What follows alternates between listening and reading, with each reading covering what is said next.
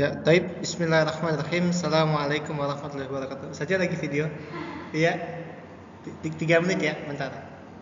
Bentar aja. Tab di bab 10 kita akan bahas tentang kisah Firaun dalam surah Yunus. Nanti untuk penekanan beberapa tadabbur di kelas ya, nak. Minimal teman-teman bisa paham dulu tentang konteks yang akan kita pelajari sama-sama. Kita buka lafaz basmalah. Bismillahirrahmanirrahim. Dari pendahuluan, Fir'aun adalah simbol kesombongan dan kezaliman. Nanti ada beberapa kaidah-kaidah kenapa maknanya Fir'aun dan ada beberapa Fir'aun dalam kitab Sirah gitu. Sebagian kitab Sirah yang ditekankan indikasi itu ada 9 Ramses atau Fir'aun, di setiap zaman ada Fir'aunnya masing-masing. Nanti kita akan bahas di kelas.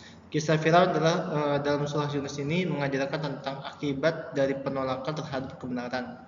Ini bentuk rusaknya ketauhidan seorang hamba ketika mentuhankan manusia itu. Jadi kita akan memahami bagaimana Firaun Allah wafatkan dengan cara yang sangat tragis sekali. Baik.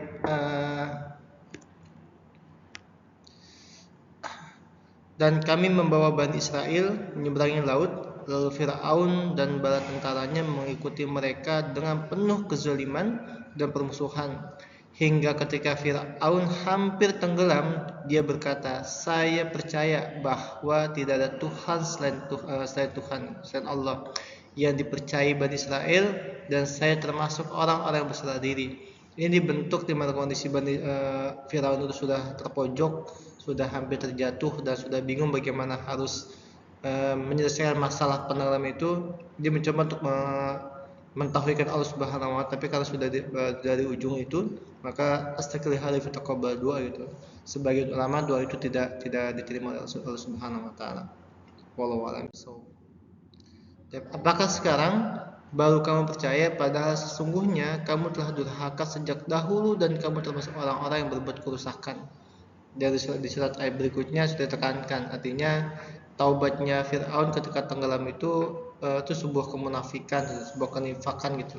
Karena iman di saat sakaratul maut tidak diterima Allah Subhanahu wa taala.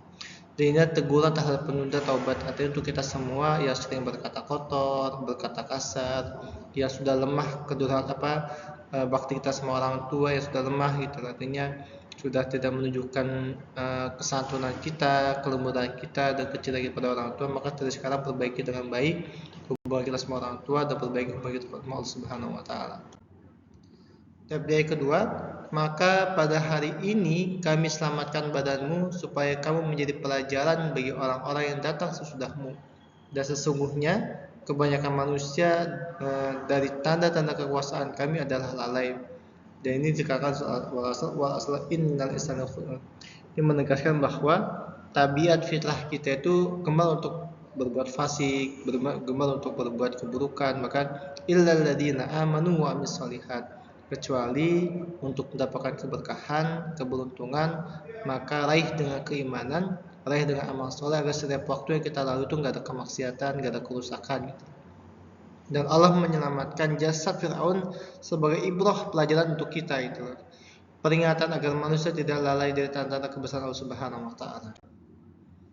Hikmah dari kisah Fir'aun adalah jangan pernah menunda istighfar hingga Allah tetapkan azal yang sangat nggak enak buat kita semua itu loh.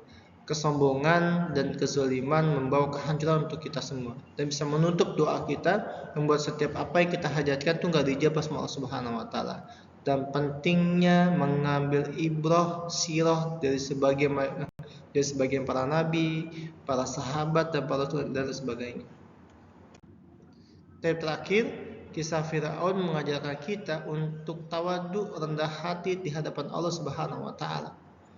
Ini menegaskan kita harus belajar menghinakan diri kita sehina-hina di hadapan Allah. Segera perbaiki diri dan beriman sebelum terlambat, sebelum maut menjemput kita itu. Dan menyadari tanda-tanda kekuasaan Allah dalam setiap kehidupan kita. Alam taro kaifa darabal masalah. Di setiap apa yang kita lihat di bumi ini, di sekitar kita ada banyak tanda-tanda kekuasaan Allah yang wajib kita ambil pelajaran itu. Dan barakallahu fikum, dan untuk penjelasan tadabbur berikutnya di ayat yang kita kaji di kelas, semoga lebih kemudahan buat kita. Assalamualaikum warahmatullahi wabarakatuh.